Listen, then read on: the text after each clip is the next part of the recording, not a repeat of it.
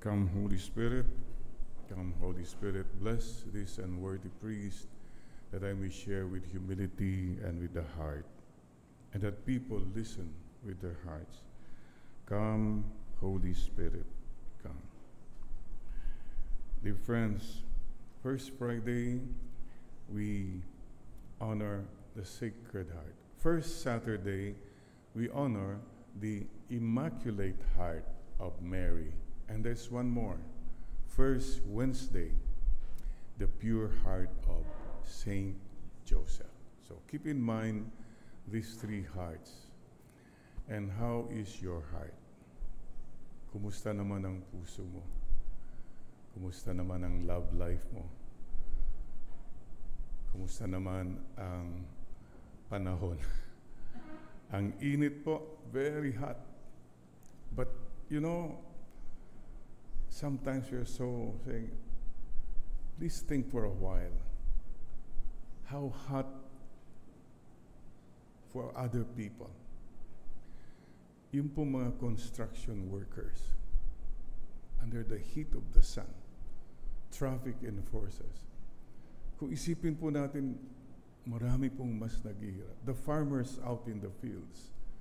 So anytime po na we want to complain or be angry about things, there are people who are suffering more. Keep that in mind. Stop complaining about the weather. And just say, Lord, you are there. And may paalaala po si Mama Mary. I have believed all my life, basta May 1, uulan. I don't know how many have experienced that, but somehow it rained last May 1. Drizzle lang, konting-konti, but agua de mayo. God knows our needs. Right now, as I speak, maybe you're going through trials, problems, hurts, disappointments. Yun. God sees the heart. Huwag po natin kakalimutan yan. God sees the heart. Well, you're always saying, ang init. Paalaala lang po ha. Sa impyerno, mainit. Remember this. At sa impyerno po, walang katapusan na init. Walang remedyo. Ito may electric fan ka, may pamaypay ka. Sa impyerno po, wala, as in wala. And no exit. Perpetual. So, think about this.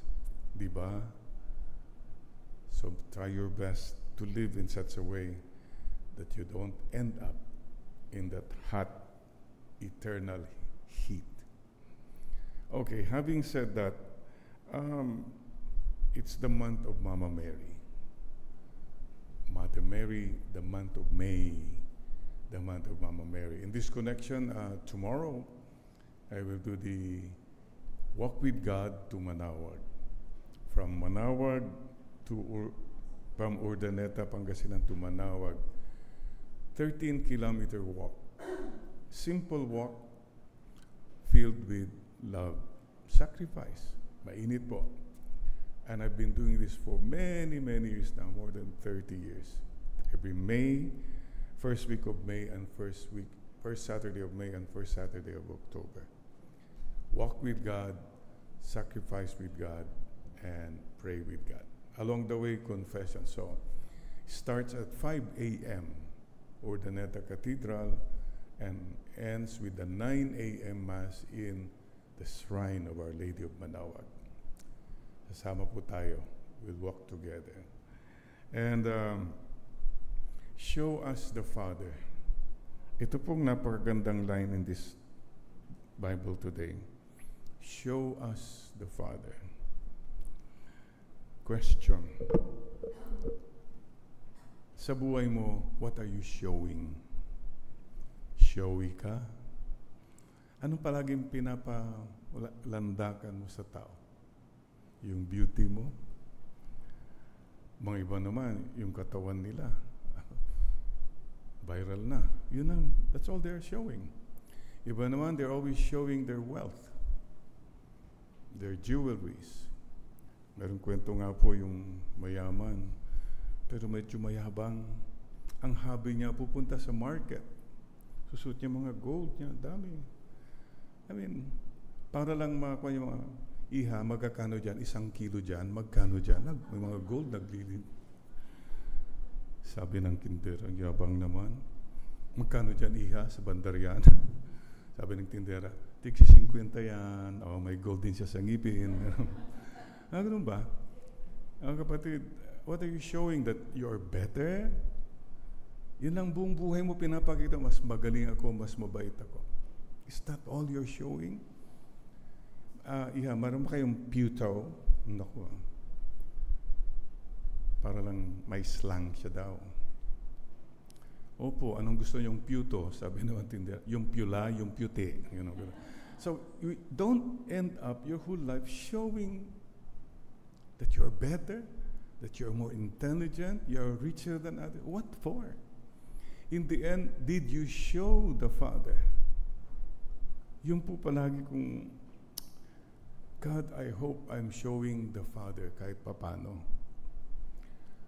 I can never forget an experience I had when I was a little boy. Summer, Saturday, 7 in the morning. The whole elementary ground, walang katao-tao. So I brought my kite na ginawa ko. I've never flown a kite, so there I was running. Talagang tumataas. Imagine for a little boy to see the kite umaakyat. I was running very fast. Boom! I hit yung parang yung kuwan ng tennis net, yung poste. Oh God, I hit my foot. I was crying. And there was nobody in that big field. Wala. And then I saw a man walking by. And you know, that man saw me. And he just looked at me.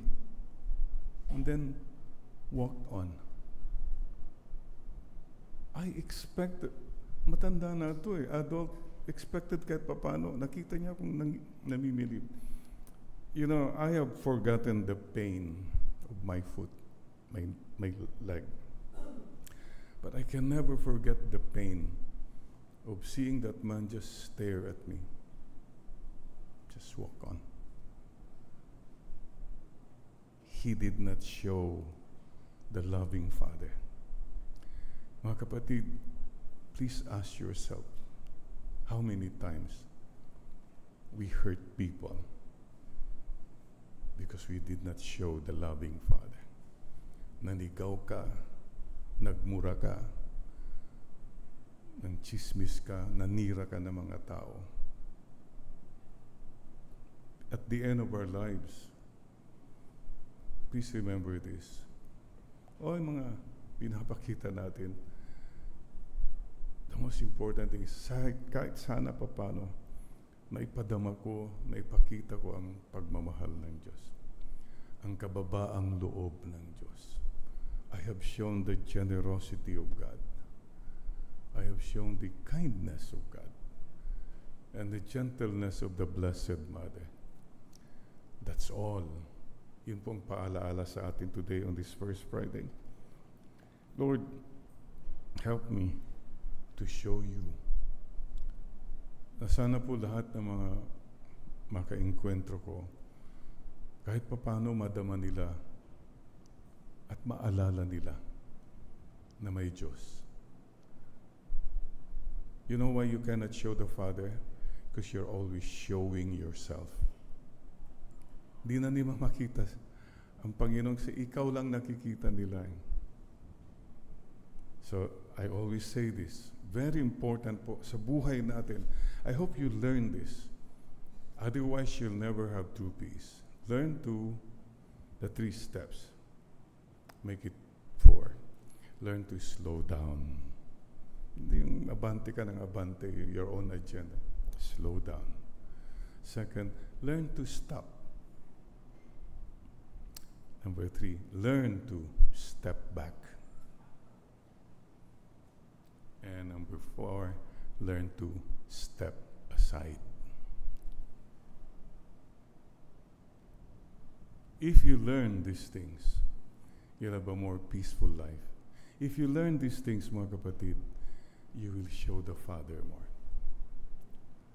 I'm always reminded of the times when we used to go to the movie house.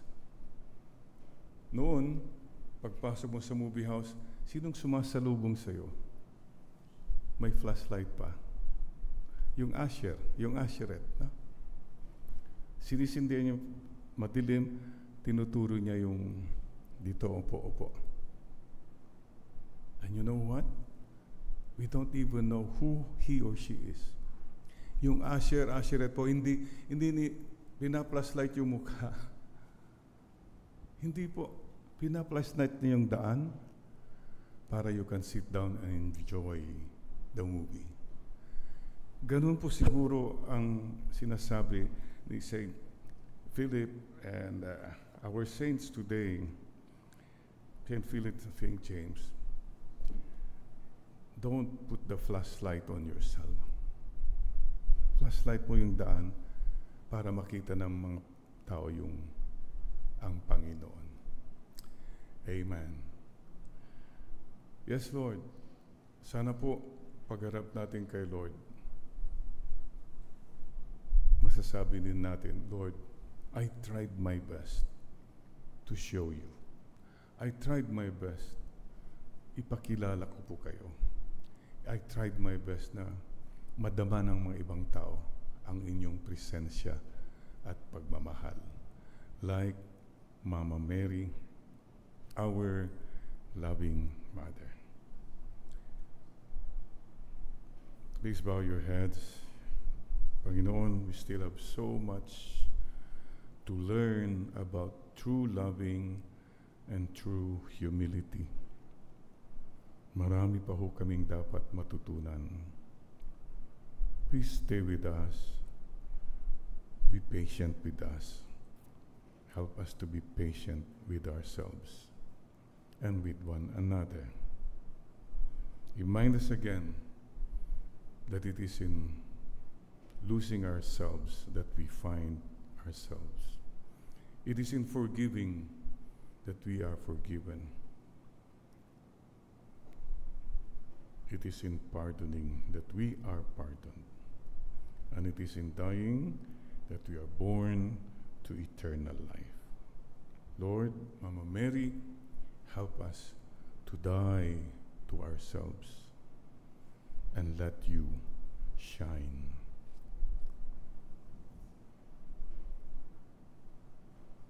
Hail Mary, full of grace, the Lord is with you. Blessed are you among women. Blessed is the fruit of your womb, Jesus.